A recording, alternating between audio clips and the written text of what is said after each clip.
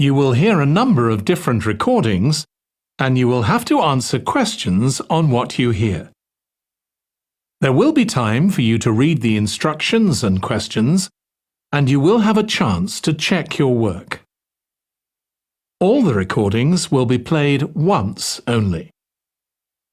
The test is in 4 parts. At the end of the test, you will be given 10 minutes to transfer your answers to the answer sheet. Now turn to Part 1.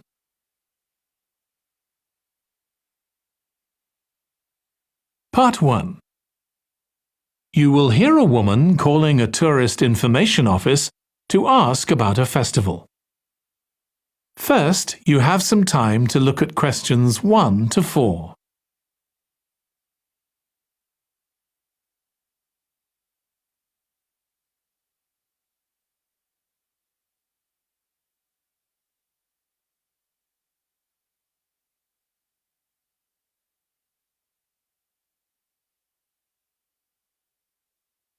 Now listen carefully and answer questions 1 to 4. Good morning. You're through to the Tourist Information Office. Tim speaking. How can I help you? Oh, hello. Could you give me some information about next month's festival, please? My family and I will be staying in the town that week. Of course. Well, it starts with a concert on the afternoon of the 17th. Oh, I heard about that. The orchestra and singers come from the USA, don't they? They're from Canada. They're very popular over there. They're going to perform a number of well-known pieces that will appeal to children as well as adults. That sounds good. My whole family are interested in music. The next day, the 18th, there's a performance by a ballet company called Eustatis. Sorry? The name is spelled Eustatis.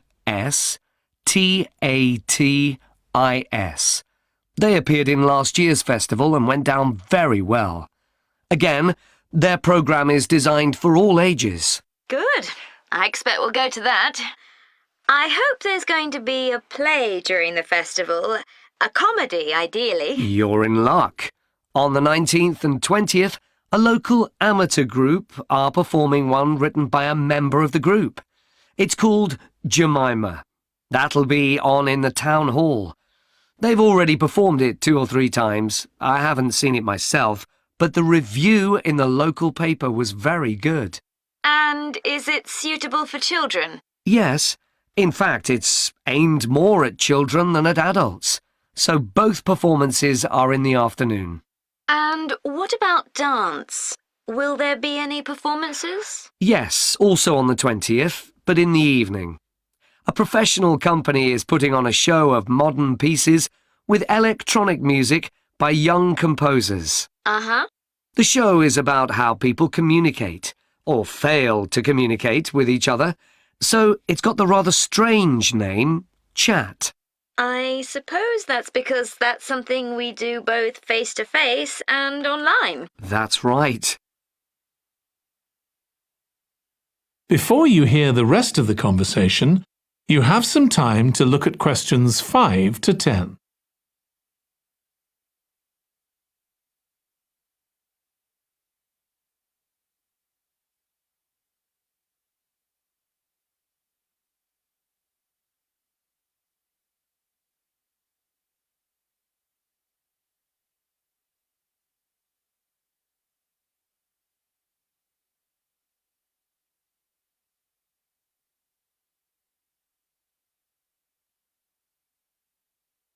Now listen and answer questions 5 to 10. Now, there are also some workshops and other activities. They'll all take place at least once every day, so everyone who wants to take part will have a chance. Good. We're particularly interested in cookery. You don't happen to have a cookery workshop, do you? We certainly do. It's going to focus on how to make food part of a healthy lifestyle. And it'll show that even sweet things like cakes can contain much less sugar than they usually do. That might be worth going to. We're trying to encourage our children to cook. Another workshop is just for children, and that's on creating posters to reflect the history of the town. The aim is to make children aware of how both the town and people's lives have changed over the centuries. The results will be exhibited in the community centre. Then, the other workshop is in toy making, and that's for adults only. Oh, why's that? Because it involves carpentry. Participants will be making toys out of wood, so there'll be a lot of sharp chisels and other tools around. It makes sense to keep children away from it. Exactly.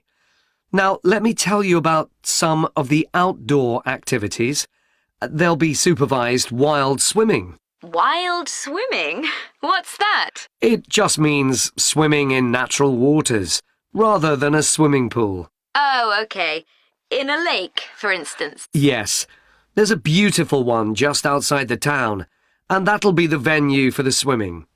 There'll be lifeguards on duty, so it's suitable for all ages. And finally, there'll be a walk in some nearby woods every day. The leader is an expert on insects. He'll show some that live in the woods and how important they are for the environment. So there are going to be all sorts of different things to do during the festival. There certainly are. If you'd like to read about how the preparations for the festival are going, the festival organiser is keeping a blog. Just search online for the festival website, and you'll find it. Well, thank you very much for all the information. You're welcome. Goodbye. Goodbye. That is the end of Part 1. You now have 1 minute to check your answers to Part 1.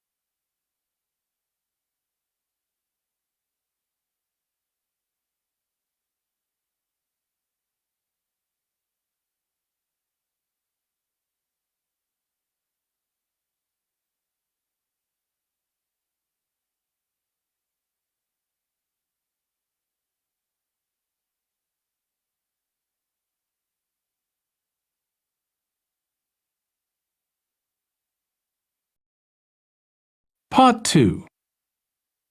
You will hear part of a talk to a gardening club about a local park. First, you have some time to look at questions 11 to 14.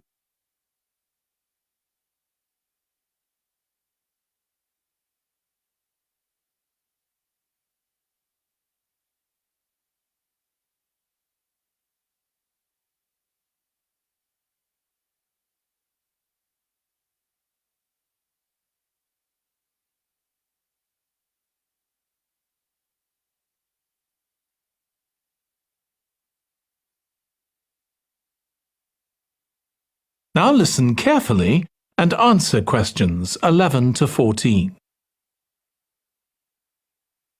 I'm very pleased to welcome this evening's guest speaker, Mark Logan, who's going to tell us about the recent transformation of Minster Park. Over to you, Mark. Thank you. I'm sure you're all familiar with Minster Park. It's been a feature of the city for well over a century, and has been the responsibility of the City Council for most of that time. What perhaps isn't so well known is the origin of the park. Unlike many public parks that started in private ownership, as the garden of a large house, for instance, Minster was some wasteland, which people living nearby started planting with flowers in 1892. It was unclear who actually owned the land, and this wasn't settled until 20 years later, when the council took possession of it. You may have noticed the statue near one of the entrances. It's of Diane Gosforth, who played a key role in the history of the park. Once the council had become the legal owner, it planned to sell the land for housing. Many local people wanted it to remain a place that everyone could go to enjoy the fresh air and natural environment. Remember, the park is in a densely populated residential area. Diane Gosforth was one of those people, and she organised petitions and demonstrations, which eventually made the council change its mind about the future of the land. Soon after this, the First World War broke out in 1914, and most of the park was dug up and planted with vegetables, which were sold locally. At one stage, the army considered taking it over for troop exercises, and got as far as contacting the city council, then decided the park was too small to be of use. There were occasional public meetings during the war, in an area that had been retained as grass. After the war, the park was turned back more or less to how it had been before 1914, and continued almost unchanged until recently. Plans for transforming it were drawn up at various times, most recently in 2013, though they were revised in 2015 before any work had started. The changes finally got going in 2016 and were finished on schedule last year. Before you hear the rest of the talk, you have some time to look at questions 15 to 20.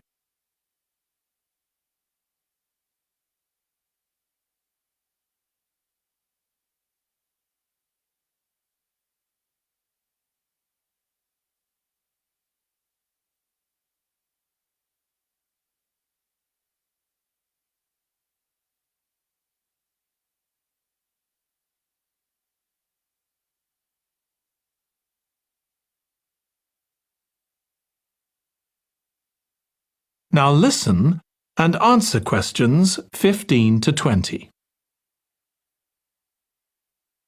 OK, let me tell you about some of the changes that have been made and some things that have been retained.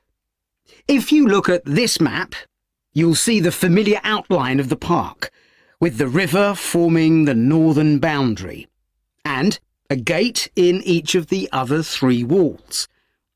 The statue of Diane Gosforth has been moved.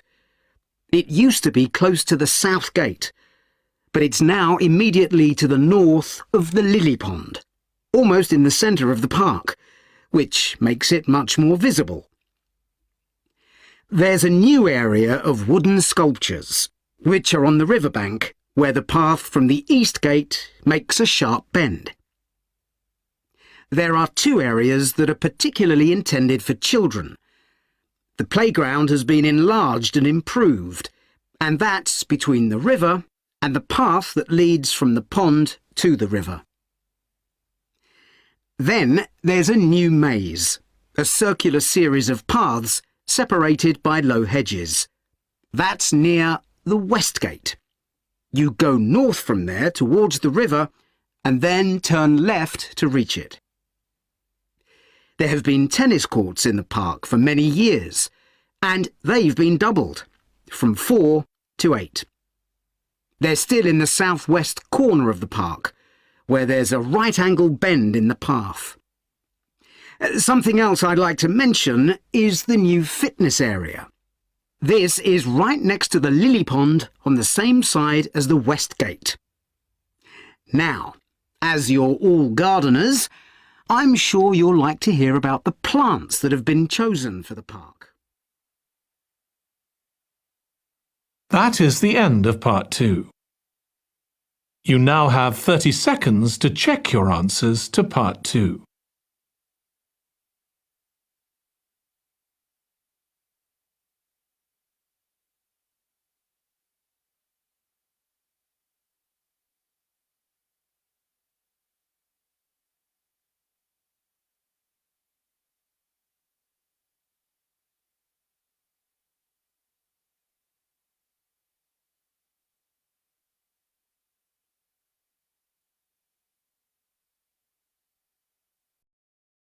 Part 3.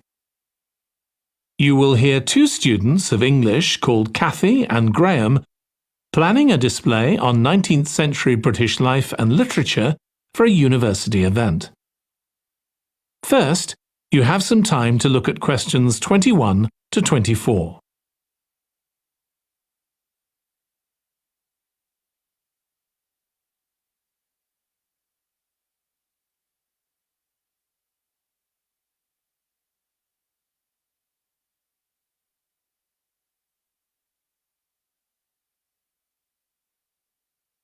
Now listen carefully and answer questions 21 to 24. OK, Graham, so let's check we both know what we're supposed to be doing. OK. So, for the university's open day, we have to plan a display on British life and literature in the mid-19th century. That's right. But we'll have some people to help us find the materials and set it up, remember? For the moment, we just need to plan it. Good. So, have you gathered who's expected to come and see the display? Is it for the people studying English or students from other departments? I'm not clear about it. Nor me. That was how it used to be, but it didn't attract many people, so this year it's going to be part of an open day to raise the university's profile. It'll be publicised in the city to encourage people to come and find out something of what goes on here. And it's included in the information that's sent to people who are considering applying to study here next year. Presumably, some current students and lecturers will come? I would imagine so. But we've been told to concentrate on the other categories of people. Right. We don't have to cover the whole range of 19th century literature, do we? No, it's entirely up to us. I suggest just using Charles Dickens.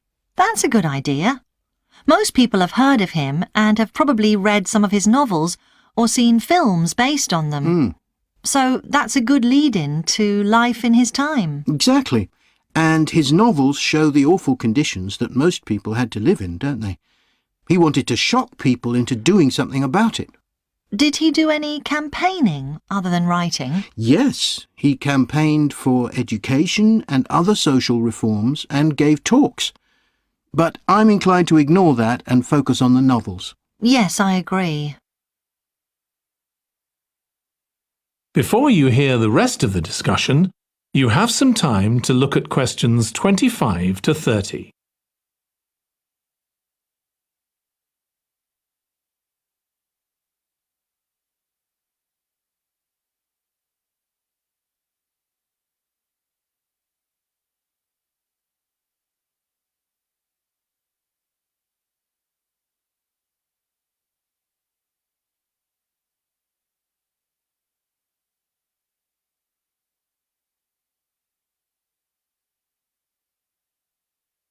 Now listen and answer questions 25 to 30. OK, so now shall we think about a topic linked to each novel? Yes, I've printed out a list of Dickens's novels in the order they were published, in the hope you'd agree to focus on him. You're lucky I did agree. Let's have a look. OK, the first was The Pickwick Papers, published in 1836. It was very successful when it came out, wasn't it? And was adapted for the theatre straight away. There's an interesting point, though, that there's a character who keeps falling asleep, and that medical condition was named after the book, Pickwickian syndrome. Oh, so why don't we use that as the topic and include some quotations from the novel? Right. Next is Oliver Twist. Mm-hmm. There's a lot in the novel about poverty, but maybe something less obvious. Well, Oliver is taught how to steal, isn't he? We could use that to illustrate the fact that very few children went to school, particularly not poor children, so they learnt in other ways. Good idea. What's next? Maybe Nicholas Nickleby? Actually, he taught in a really cruel school, didn't he? That's right. But there's also the company of touring actors that Nicholas joins. We could do something on theatres and other amusements of the time. We don't want only the bad things, do we? OK. What about Martin Chuzzlewit? He goes to the USA, doesn't he? Yes. And Dickens himself had been there a year before and drew on his experience there in the novel. I wonder, though. The main theme is selfishness. So we could do something on social justice? No, too general. Let's keep to your idea. I think it would work well. He wrote Bleak House next. That's my favourite of his novels. Yes, mine too. Oh, His satire of the legal system is pretty powerful. that's true. But think about Esther, the heroine. As a child, she lives with someone she doesn't know is her aunt, who treats her very badly. Then she's very happy living with her guardian, and he puts her in charge of the household. And at the end, she gets married, and her guardian gives her and her husband a house, where, of course, they're very happy. Yes, I like that.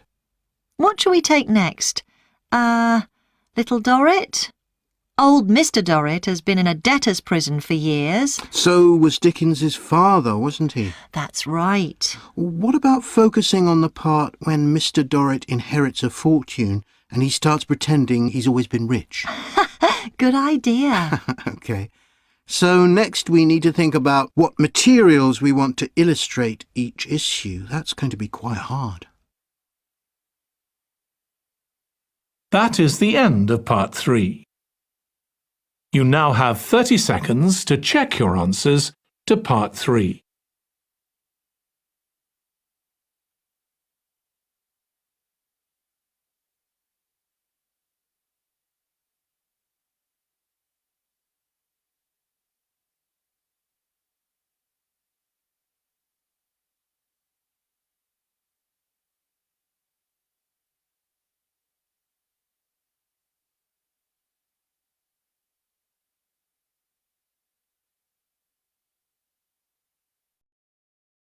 Part 4. You will hear part of a presentation about an agricultural program in the country of Mozambique. First, you have some time to look at questions 31 to 40.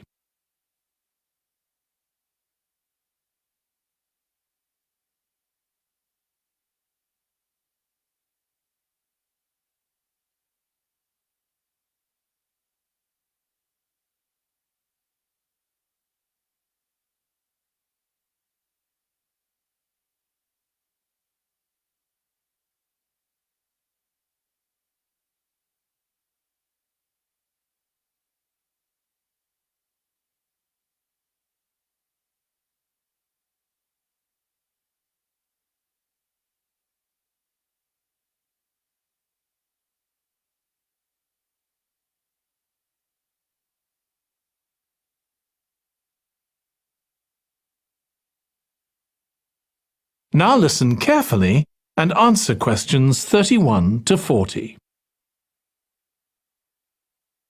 I'm going to report on a case study of a program which has been set up to help rural populations in Mozambique, a largely agricultural country in Southeast Africa. The program worked with 3 communities in Chikwalakwala district near the Limpopo River. This is a dry and arid region with unpredictable rainfall.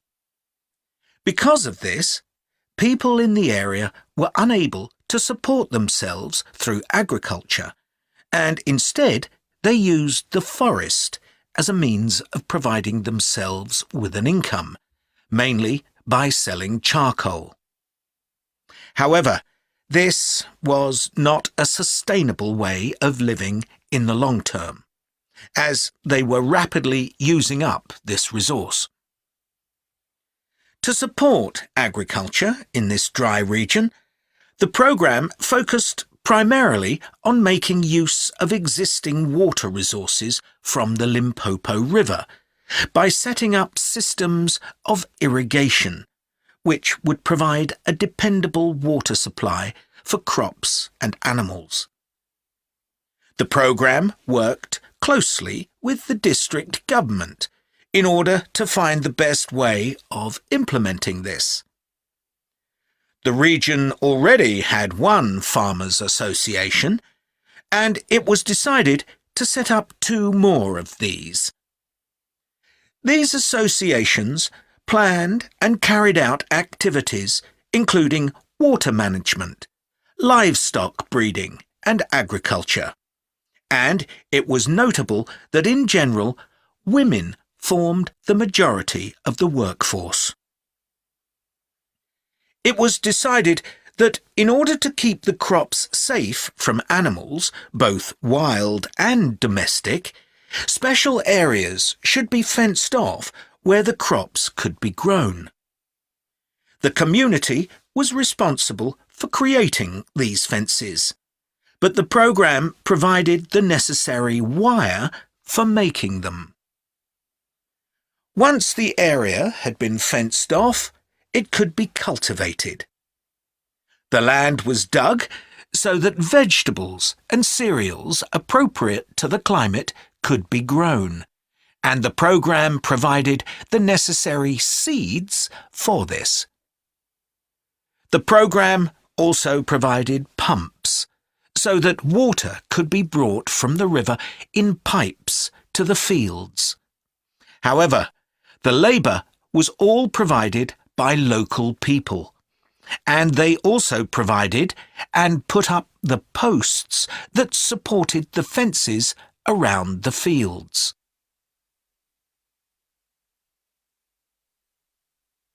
Once the programme had been set up, its development was monitored carefully. The farmers were able to grow enough produce not just for their own needs, but also to sell. However, getting the produce to places where it could be marketed was sometimes a problem, as the farmers did not have access to transport, and this resulted in large amounts of produce, especially vegetables, being spoiled. This problem was discussed with the farmers' associations, and it was decided that in order to prevent food from being spoiled, the farmers needed to learn techniques for its preservation. There was also an additional initiative that had not been originally planned, but which became a central feature of the programme.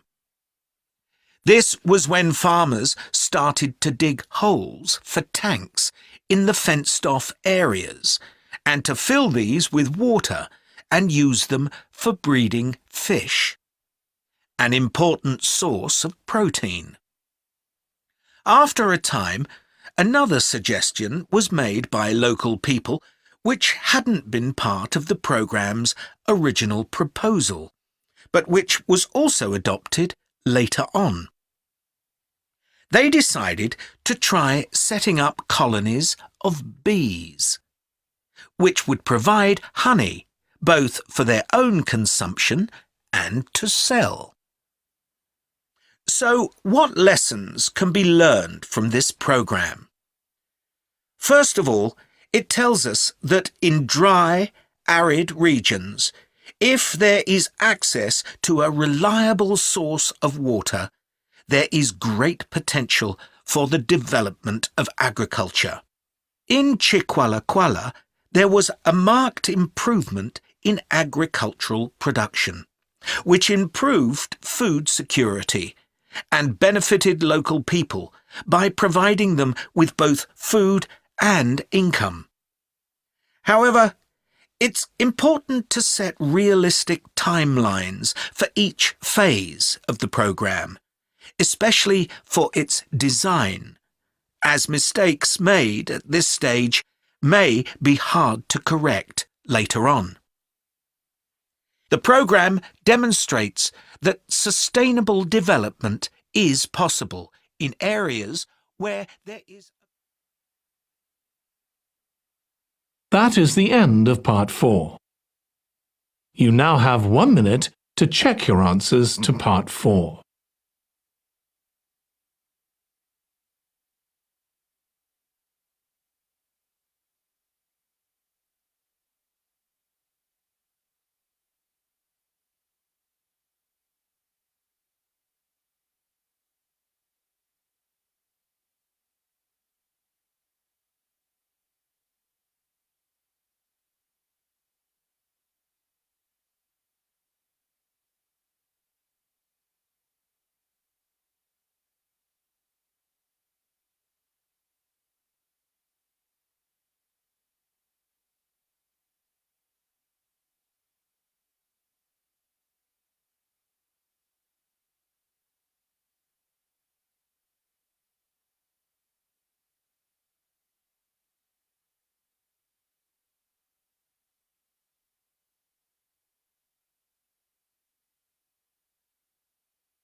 That is the end of the listening test.